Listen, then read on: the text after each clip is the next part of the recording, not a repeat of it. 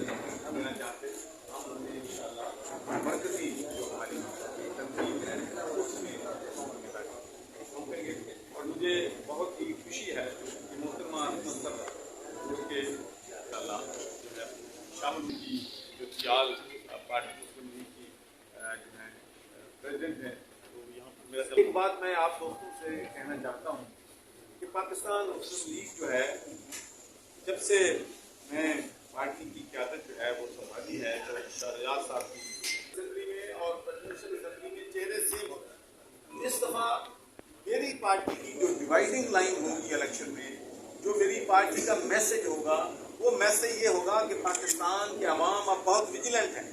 پاکستان کے عوام کو علم ہے کہ ان کا جو ممبر نیشنل اسمبلی ہے یا ممبر پروونشل اسمبلی ہے یا ان کے نمائندے ہیں, انہوں نے کتنے پیسے اپنی جیبوں میں ڈالے ہیں اور کتنے پیسے انفراسٹرکچر پہ خرچ کیے. بدقسمتی ہمارے ملک کی یہ ہے کہ چیزیں اتنی ڈٹیریٹ ہو رہی ہیں, اتنی تیزی کے ساتھ ڈٹیریٹ ہو رہی ہیں کہ ملک ڈوب رہا ہے, ملک کی معیشت تباہ ہو چکی ہے, مہنگائی آسمان سے باتیں کر رہی ہے, لوگوں کے پاس 2 وقت کی روٹی نہیں ہے, وہ اپنی بچوں کی فیسیں نہیں دے سکتے, جو بچے پڑھ جاتے ہیں ان کے پاس امپلائمنٹ اپرچونیٹیز یہ نہیں ہے. اور یہ جو سیاستدان ہیں ایک دوسرے پہ کیا ان کا منشور ہے, تحریک انصاف کا منشور یہ ہے کہ فلاں کرپٹ ہے, فلاں ڈاکو ہے, فلاں چور. اور اسی طریقے سے جب سے پی ڈی ایم پر سر اقتدار آئی ہے ان کا ہدف ہے کہ فلانا توشہ خانہ چور ہے, فلانا منی لانڈرنگ ہے. ان کا منشور یہی ہے. یہ عوام نے فیصلہ کرنا ہے کہ وہ جو دونوں بیانیاں دے رہے ہیں وہ بیانیاں سچا ہے یا غلط ہے. یہ بات میں عوام پہ چھوڑتا ہوں, لیکن میں سمجھتا ہوں کہ انہیں اس بیانیے کے ساتھ ساتھ ملک جن مسائل کا شکار ہے ان کے لیے کوئی سلوشن جو ہے, کوئی حل نہیں دے سکی. 3.5 سال پاکستان تحریک انصاف کی حکومت رہی ہے, میں بھی اس کا حصہ تھا, لیکن میں آپ کو یقین دلاتا ہوں کہ ہر موڑ پہ میں نے کوشش کی اپنی قیادت کو سمجھانے کی کہ جو راستہ ہم نے اختیار کیا ہے وہ راستہ ٹھیک نہیں ہے. ہمیں ڈلیوری پہ توجہ دینی چاہیے, ہمیں رول آف لا پہ توجہ دینی چاہیے, ہمیں پولیس ریفارم لے کے آنی چاہیے, ہمیں جوڈیشری ریفارم لے کے آنے چاہیے, ہمیں اس ملک میں عدل و انصاف کا نظام جو ہے لے کے آنا چاہیے. لیکن اس پہ کسی نے توجہ نہیں دی. یہی تھا کہ کس طریقے سے مخالفوں کو وکٹمائز کرنا ہے. اور آپ سب کو معلوم ہے جب تحریک انصاف کی حکومت تھی تو ان کا ایک ہی تھا ہمیشہ خان صاحب کا بیان کہ میں نریندر مودی سے تو بات کروں, میں دہشت گردوں سے بھی بات کروں, میں تحریک طالبان سے بھی بات کروں, لیکن میں چوروں اور ڈاکوں سے بات نہیں کروں گا, میں ان کے ساتھ ہوں. تو میں وہاں پبلک میں تو نہیں کہہ سکتا تھا. تو میں سمجھتا ہوں کہ کاش خان صاحب اگر یہ بھی غور کر لیتے جب وہ اقتدار میں تھے کہ ان کے ساتھ کتنے چور اور ڈاکو ہیں اور وہ کتنا کمیشن جو ہے انفراسٹرکچر سے کتنا پیسہ اپنی جیبوں میں ڈالا. تو اب پی ڈی ایم کی حکومت آئی, یہ کہتے ہیں ڈی ایم ایف کے ساتھ آپ کے معاہدے جو ہیں کبھی ہوتے ہیں کبھی نہیں ہوتے. ایک دن آتی ہے ہو رہا ہے, اگلے دن آپ ان کو آنکھیں دکھاتے ہیں, معاہدہ کرتے ہیں, پھر توڑتے ہیں. کوئی آپ کی ڈائریکشن نہیں ہے, کوئی آپ کی سمت نہیں ہے, کوئی آپ کے پاس پالیسی نہیں ہے. تو میں سمجھتا ہوں کہ دونوں نے, پی ڈی ایم نے بھی اور تحریک انصاف نے بھی, پاکستان کے عوام کی جو ایکسپیکٹیشنز ہیں, جو امیدیں ہیں, ان پہ پورے نہیں اترے ہیں اور انہوں نے اس قوم پر جو ہے بجلی بند کر کے رہے ہیں. اس قوم کے مسائل جو ہیں وہ حل کرنے میں پوری طرح جو ہیں وہ ناکام. اس لیے میں پاکستان کے کسانوں کو, پاکستان کے مزدوروں کو, پاکستان کے پسے ہوئے طبقات کو یہ دعوت دیتا ہوں کہ بھائی یہ لوگ جو 200 کنال کے گھروں میں رہتے ہیں ان کو غریب کے دکھ کی علم نہیں ہے, ان کو اس وقت پتا ہوگا. میں آپ کو ایک مثال دیتا ہوں کہ میں ایک ٹی وی انٹرویو میں تھا جس میں مسلم لیگ کے, یہ میں اس وقت برطانیہ میں ممبر آف پارلیمنٹ تھا, تو انہوں نے مجھے بتایا کہ حل کیا ہے. میں نے کہا کہ میں ایک تجویز کرتا ہوں کہ یہ جو ہمارے نیشنل اسمبلی کے ممبرز ہیں یا پروونشل اسمبلیز کے ممبر ہیں یہ 3 دن جائیں ہر مہینے, اور جو غریب ترین بستیاں ہیں جہاں پر مچھر لوگوں کو کاٹتا ہے, جہاں کا پانی پینے سے ڈائریا ہوتا ہے, لوگ بیمار ہوتے ہیں, وہ جائیں ان کے گھروں میں رہیں تاکہ ان کو پتہ چلے کہ غریب کی زندگی جو ہے وہ کیسے گزرتی ہے اور غریب جو ہے کس مشکل حالات میں اپنا گزارا کرتا ہے. اور میں آپ کو ایک بات بتانا چاہتا ہوں کہ میرا بیٹا ایتھوپیا گیا, اس وقت وہ ممبر تھا پارلیمنٹ کا, تو مجھے کہنے لگا کہ میرے لیے کوئی ایڈوائس. میں نے کہا میرے لیے ایک ہی ایڈوائس بیٹا میں آپ کو کرتا ہوں تو یہاں کا غریب ترین وہاں کا علاقہ ہے، وہاں جا کر آپ ایک رات گزاریں، جو وہ پانی پیتے ہیں وہ پئیں، جس مشکل میں وہ رہتے رہیں، تاکہ آپ کو اندازہ چلے کہ غریب آدمی جو ہے دنیا میں کس مشکل سے رہتا ہے۔ تو جب میرا بیٹا آیا واپس، اس کا جسم سوجا ہوا تھا اور ڈائریا ہوا تھا، یہ سارے وہاں کے اخباروں نے بھی یہ مسئلہ جو ہے وہاں پر ہے۔ تو میں کہنا یہ چاہتا ہوں کہ غریب کا دکھ اسے معلوم ہوتا ہے جو غریبوں میں رہتا ہے۔ یہ لوگ محلات میں رہتے ہیں، بیمار ہو جائیں تو علاج کے لیے یہ برطانیہ یورپ جاتے ہیں، اور ان کے لالچ کی کوئی انتہا نہیں ہے۔ ان کے جو پیٹ ہیں وہ کنویں کی مانند ہیں کہ جتنا مرضی اس میں ڈھالا جائے ان کے پیٹ نہیں بھرتے ہیں، ان کا لالچ ختم نہیں ہوتا ہے۔ تو میں سمجھتا ہوں کہ ہمیں ضرورت ہے، وقت آ گیا ہے کہ متوسط گھرانے کے جو لوگ ہیں، ورکنگ کلاسز کے لوگ ہیں، میں ان کو دعوت دیتا ہوں کہ آئیں، ہمیں جوائن کریں۔ میں آپ کو یقین دلاتا ہوں کہ میں اپنے کارکنوں کو، اپنے ورکرز کو عزت دوں گا، ان کو اقتدار میں حصہ دار بناؤں گا، پارٹی کو جمہوری پارٹی بناؤں گا، پارٹی کے فیصلے میں ڈکٹیٹر بن کر نہیں کروں گا۔ یہ مشاورت پہ، گراس روٹس لیول پہ فیصلے ہوں گے، اور ہر لیول پہ خواتین جو ہیں ان کو نمائندگی دیں گے۔ ایتھنک مائنارٹی سے جو قائد اعظم محمد علی جناح نے 11 اگست 1947 میں یہ وعدہ کیا تھا کہ اب پاکستان بن چکا ہے، آپ اپنے مندروں میں، آپ اپنے گرجا گھروں میں، آپ اپنی مسجدوں میں جس طریقے سے بھی عبادت کرنا چاہیں کریں، یہ پاکستان سب کا ہے اور آپ سب اس ملک کے باشندے ہیں، اور اس ملک میں آپ کے پاس ایکول رائٹس ہیں۔ تو آپ سے سوال کرنا ہے، کیا ہم نے مدارس کو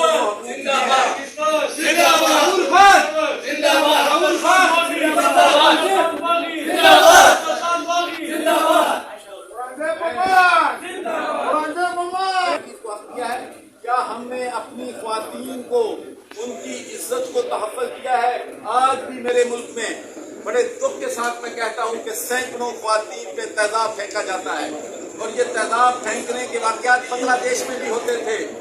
اور جب سے بنگلہ دیش ہم سے علیحدہ ہوا ہے وہاں تیزاب پھینکنے کے واقعات زیرو ہو گئے ہیں۔ اس کی وجہ یہ ہے کہ وہاں پر عدل و انصاف لے کے آئے ہیں، جو لوگ کلپریٹ ہوتے ہیں، جو مجرم ہوتے ہیں، وہاں پر ان کو سزا ملتی ہے۔ جزا اور سزا کا نظام جب تک پاکستان میں نہیں ہوگا اس وقت تک اس ملک میں نہ ہم اپنی بہنوں کو، بیٹیوں کو جو ہے ڈیفینڈ کر سکتے ہیں، نہ ہم اپنے غریب طبقات جو ہیں، پسے ہوئے طبقات ہیں، ان کی عزت جو ہے، ان پہ جو ہے ان کو لوگ آفر کر سکتے ہیں۔ تو میرے بھائیوں، میری آپ سے اپیل ہے، میں نے اپنی زندگی کا بہت سا حصہ یورپ میں گزارا ہے، اللہ تعالیٰ نے مجھے برطانیہ کا پہلا مسلمان ممبر آف پارلیمنٹ بننے کا شرف دیا، اور میرے لیے یہ بہت اعزاز کی بات تھی کہ میں اس پارلیمنٹ میں بیٹھتا تھا جس پارلیمنٹ نے دنیا میں آدھی دنیا پہ انہوں نے امریکہ سمیت،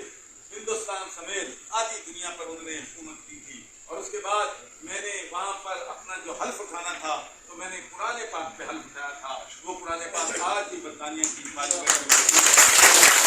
اور انشاءاللہ پاک قیامت جو ہے موجود رہے گا۔ میں 2 دفعہ گورنر رہا، جب میں گورنر تھا تو لوگوں کو پینے کا صاف پانی دیا، اور پاکستان کی تاریخ میں پہلی دفعہ میں نے تمام یونیورسٹیوں میں وائس چانسلر جو ہے وہ میرٹ پہ لگائے، جس کا نتیجہ یہ نکلا کہ پاکستان کی بہت سی پنجاب کی یونیورسٹیاں اب دنیا کی ٹاپ 500 کمپنیز میں ہیں۔ میں نے 1122 جو ہے پنجاب میں گلاسکو سے ان کی تربیت، ان کے سارے اسٹرکچر جو ہیں ہم نے بنائے تھے۔ GSC کلاسز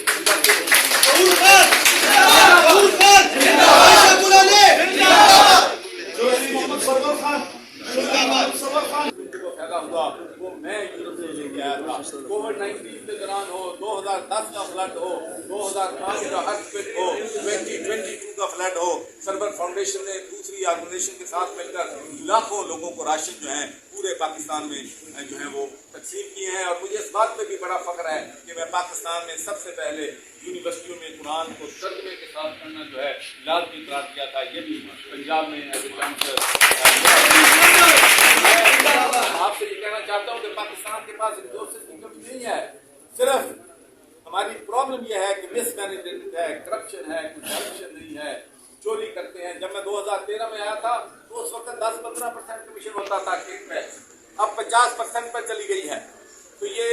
بہت ہی افسوسناک چیزیں ہیں جو میں آپ کے ساتھ بیان کر رہا ہوں، لیکن ہم سب اگر اکٹھے مل جائیں تو انشاءاللہ پاکستان کو ہم اس دلدل سے نکال سکتے ہیں، اور پاکستان کو وہ پاکستان بنا سکتے ہیں جس کا خواب قائد اعظم محمد علی جناح اور علامہ اقبال نے देखा था।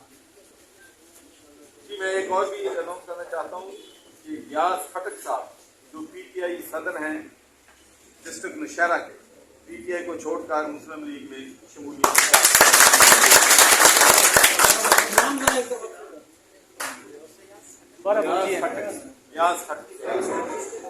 निज़ामपुर डिस्ट्रिक्ट नौशहरा। उसके अलावा मैं जी लाहौर में हमारे साथ जो शमूलियत हुई थी कौमी वतन जमहूरी पार्टी पंजाब नायब सदर वली मोहम्मद खान साहब, मैडम आयशा गुलालाई साहिबा, पीपल्स पार्टी पैट्रियार्ट के साबिक मरकजी नायब सदर मलिक इज़्ज़त मोहम्मद साहब और मुस्लिम लीग नून के साबिक नाज़िम हाजी सलेमान साहब, उन्होंने लाहौर में शमूलियत इख्तियार की थी। और आज मैं जनाब औरंगज़ेब साहब को और उनकी पूरी टीम को दिल की गहराइयों से पाकिस्तान मुस्लिम लीग में जो है वेलकम कहता हूँ। और मैं